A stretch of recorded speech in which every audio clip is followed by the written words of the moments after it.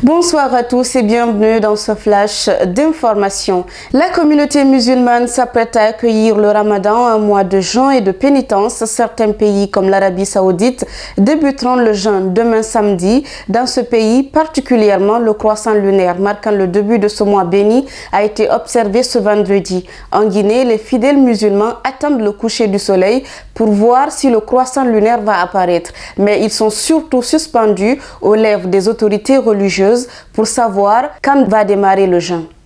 Justement, à Mandiana, le prix de la viande et du pain revu à la hausse à la veille du mois de Ramadan. Cette hausse, initiée par les bouchers et les boulangers, a été validée par les autorités locales aux grandes dames des populations. Désormais, il faut débourser 45 000 francs au lieu de 40 000 pour un kilo de viande et 3 000 francs au lieu de 2 500 pour une baguette de pain. Le directeur préfectoral du commerce de Mandiana, Niani Kouyaté, assure que cette hausse des prix fait suite à une étude de marché.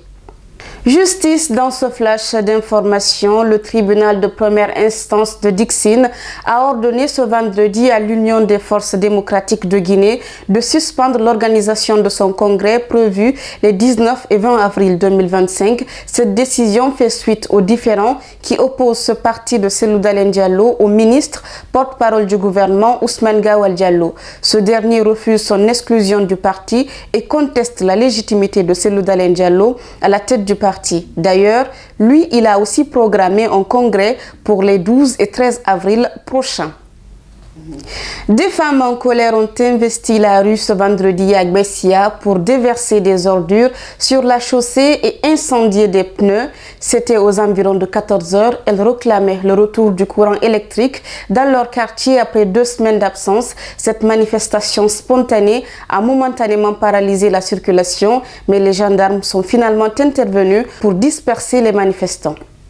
Sur le continent, la présentation du plan de réponse de la crise humanitaire en RDC s'est tenue hier à Kinshasa pour tenter de mobiliser des fonds auprès des bailleurs internationaux. Mais malgré l'aggravation de la crise dans l'est du pays, les fonds récoltés risquent d'être moins élevés que l'année dernière avec la réduction des financements américains à l'aide internationale.